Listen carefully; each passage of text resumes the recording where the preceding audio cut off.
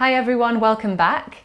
Today I've got a tutorial for you on Upavistha Konasana, which is a posture from the Ashtanga Yoga Primary Series. It comes in the second half of the primary series, so technically you should have practiced all of the postures that come before this, before you start to learn this pose.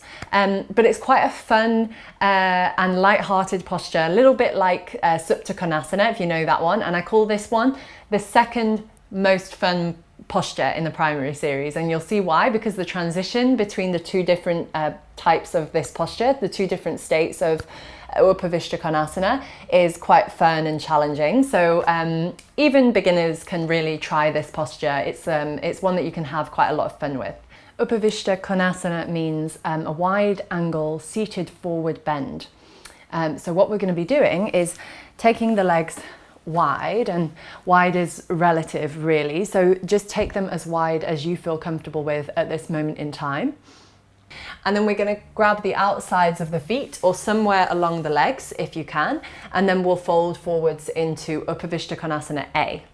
So let's talk about this version to begin with, because it can be a real challenge at first for many people to sit in a wide-legged pose like this, and this is where the intelligence of the primary series comes in, because we really set up the foundations for this wide-legged pose in Prasarita Padottanasana, which is the standing wide-legged forward bend. So we practice that almost from day one in Ashtanga Yoga, where we learn the standing sequence, and that posture really helps you to become familiar with the principles of forward bending, along with all the other postures that we practice, as well as starting to open the inner thighs, so that folding forwards like this is possible. Having said that, some people get to this point and still struggle with the position, so I'm going to give you a few tips on how you can work into it, okay? So if you take your legs wide and you struggle to sit upright like this, so let's say when you sit like this, you feel like you're rolling backwards. Maybe you just feel like you can't reach your toes, or maybe you just feel like there's so much rounding in the lower back and the pelvis can't tip forward like this. If that's the case for you, then there are a few different things you can try. Number one is you can sit on top of a block or a pillow or a cushion, but for Upavistha Konasana B and for the transition that we're going to do, sitting on one of these isn't going to work. So just remember, you'll need to take this away when we do the transition. So what this does is effectively it tilts your pelvis forward a little bit. So it allows you to get that rolling forwards of the pelvis so that you can fold forwards. Now, you still might not be able to catch the outsides of your feet, so that's okay. You could also try just holding onto the outsides of the legs. Or even if you're really struggling to sit up tall, let's say you're on the floor and without a block, another really good option is to take your hands behind you and just push the floor away and feel the pelvis rolling forwards. And then as you do that, with the support of your hands, you're going to find that actually maybe you can start to lean forwards. Again, maybe you can't catch the toes, can't catch the feet yet, but you probably can go a little bit further with the help of your hands. If you're in that position, if this applies to you, I would say spend a few weeks in this position only, starting to really familiarize yourself with that pelvic movement, rolling forward so that you can fold over the legs. And before you go on to doing the next transition, okay? So option number one was to sit on top of a block. If you're rolling backwards, sit on a block and see if you can, from there, gradually start to lean forwards. Option number two, stay on the floor, but have your hands behind you, helping you to lift up and roll the pelvis forwards. Okay, if you're starting to feel comfortable and you can maybe sit upright for at least a minute or so like this, then we're going to start to reach for the feet. Okay, now the first thing that many of us will do instinctively when we're trying to catch the feet is just at any cost, catch the feet. And that might look something like this. And it might be really uncomfortable, and you feel that the only thing that's really getting a stretch is your back, and you're not really getting the pelvic movement to bring you forwards. If that feels like it's something that you're doing, I've got a really good exercise for you. It's going to be hard, you're probably going to get sweaty, but it's all part of the fun. So A good way of building up mobility in this posture, so mobility as opposed to flexibility. Mobility is when you use your strength and your flexibility. So you're using your full range of motion in a strong and stable way. So instead of just pulling yourself into the pose, you're actually using the strength of your muscles to reach your end range of motion. This is going to be fun, okay? So what we're going to do is find the position where you can sit upright, and then keeping the spine as long as you can, we're going to start to lean forwards and reach as far forward as you can. Inhale back up and relax. Okay, we're going to do that again.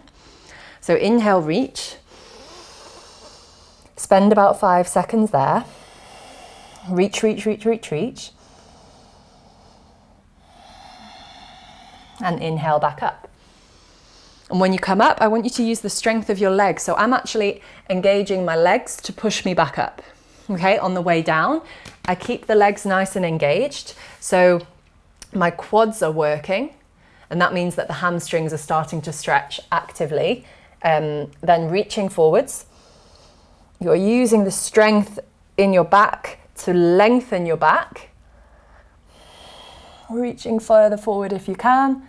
And inhale, push through your legs to come back up. Okay, I would say for you, if you're one of the people who feels like they still have a way to go to feel comfortable holding their feet, try working on this. So in your practice, when you get to Upavistha Konasana, now you have the options to start rolling the pelvis, sitting on a block, pushing with your hands, or reaching, holding, and then coming back up. You're going to feel it tomorrow if you do, let's say you do half a minute or so of these kind of reaching movements, and you'll start to feel a difference. You'll start to feel the pelvis is looser and can more easily move into that position. Let's say you're feeling pretty comfortable now and you feel that you can go into the pose and actually benefit from the stretch. So we'll take the feet wide, and again, as an option, you might be holding the shins or the ankles for some time, or if you can reach, go ahead and catch the outsides of the feet. And inhale to lengthen the spine. Exhaling, draw the shoulders back and reach your chest forwards, back of the neck long, and breathe 5 times. 1, 2, grounding the sit bones into the mat behind you, and think of that reaching motion, lengthening through the waist as you send your chest towards the floor. 1 more deep breath. Good, and then we inhale to lengthen. Exhale, release the pose. Okay, so let's talk about coming down towards the floor. So you've probably seen photos of yogis who are completely pancaked on the floor with their belly and their chest and their chin all on the floor. That looks amazing and it's great, but it doesn't have to look like that. Okay, so everyone's different, and maybe in 10 years I'll have my chest pancaked on the floor, but you can see that I don't bring my chest all the way down yet. So don't feel like that is the aim. Don't feel like you have to get the head down. Just that the benefit of the posture comes from lengthening the back of the legs and lengthening your back. So as long as that's what you're getting out of your pose, it doesn't matter if you're here, here, here, or chest flat pancaked to the floor. You're still going to be working strongly and getting all of the benefits of the posture, okay? Let me show you from the side what those different approaches might look like. So we catch the feet and inhale to lengthen and exhale to lean forwards. Now, if I was really trying to get my head down, which remember I said it's not the point at all of the posture, but I could really round my back and get my head down. Well, then I lose the lovely length in the back. So I would rather stay a little bit higher and stay really long and feel like I'm getting that nice opening down the inner thighs, the back of the legs, the length in the spine, rather than just try to get the head down, okay? And you'll still get the same benefits here, you'll get them here, you'll get them here. It's all relative to your level of mobility, your body shape, your proportions. So just enjoy whichever position your body is taking right now. Now for the fun bit, the transition. So what the posture that we just did, 5 breaths, was in Upavistha Konasana A. Now we're going to do the transition to Upavistha Konasana B. So this posture, I would say, really, to do the posture fully, to do the transition fully, you need to be able to catch your feet and hold on to your feet. There is another modification that you can do where you actually don't need to be able to do that. So I'm going to show you both ways just so that everyone gets a chance to explore this pose. So let's look at the modification first. So let me show you the transition and then I'll show you a couple of different ways you can approach it. Okay? Okay, so we're in Upavistha Konasana A and we inhale to lengthen.